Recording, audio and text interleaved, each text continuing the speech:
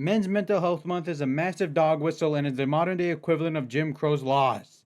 The entire time Men's Mental Health Month has existed, has been a looping argument of one being more important than the other, but has never been brought up for what it's supposed to be, or what they say it's supposed to be.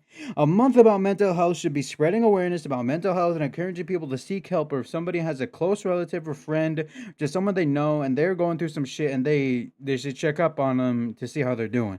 What it's actually being used to do is attempting to drive attention away from Pride Month and essentially wipe it out the calendars, which is literally the entire reason Pride Month exists. Pride Month is there for us. It's there so we can have a voice. It's there so queer, I don't know what term to use anymore, but it's there so the LGBTQ can be seen, heard, remembered, and to honor the countless lives that were taken from innocent people. The true color of Men's Mental Health Month has been unveiled for the public to see since day one, but they use the statistics to make the obvious oppression invisible. They're using suicide statistics to push bigoted propaganda to the public, and it's disgusting to see how many people are turning a blind eye to it. It's also sick how many popular creators are buying into it too. The lie of this fake month is getting into the heads of some of the most famous people on the internet. The supporter celebration of Men's Mental Health Month should be grounds for cancellation. You cannot be gay and celebrate Men's Mental Health Month. You can support the idea of awareness, but supporting or celebrating the whole month thing is an active attack on your people. It's an all-out attack, what you're trying to instigate doing that. I got to live the most pleasurable and just luxurious delicacy of being gay in the early 20s. If you too were gay in the early 2020s, you would know that you essentially became the laughingstock of the internet, the world, really, because of how normalized homophobia was back then. Then, out of the blue, during 2022, I believe, during Pride Month, it was supposed to be my month!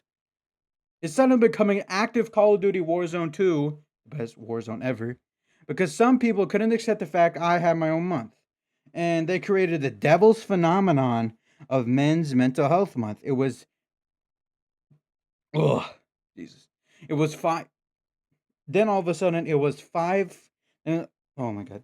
Then all of a sudden, there was quote unquote 590 million a week. But let's wave around a colorful flag all month around. It's been like that ever since. Proof on screen. Every single Pride Month, this fake month comes out of nowhere and tries so hard to push us out of the spotlight. Before that, it was Pride Month gets a whole month, but veterans get a day thing. But I'm pretty sure veterans have like 3 months. And just like the veterans, Men's Mental Health is never brought up again during any other time of the year or even really cared for.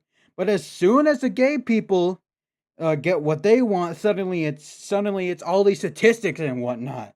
It's suddenly it's this all this kind of stuff comes out. I'm starting to notice a pattern here. The other day, my boyfriend messaged me talking about Happy Men's Mental Health Month. Bruh, you're jacking the ops!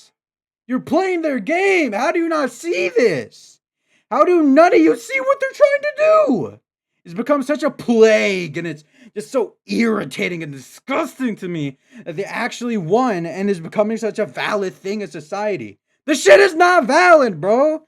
It will never be valid. The intention behind it completely invalidates its existence. And I will never recognize it as a genuine effort for awareness because it's not even used to spread awareness. It's clearly made up so people can be homophobic and get away with it.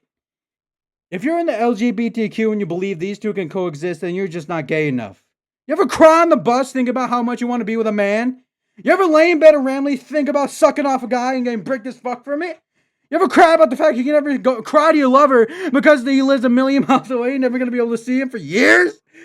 You don't know half the dudes I've jerked my shit to. You don't know how many times I've jerked my shit off to a guy. You don't know shit, pussy bitch. You don't know that. You are not gay enough. I have gone through so much shit in my life, becoming gay and just being gay now. I have so much shit at me just for liking dudes. Nothing, not even anyone's business.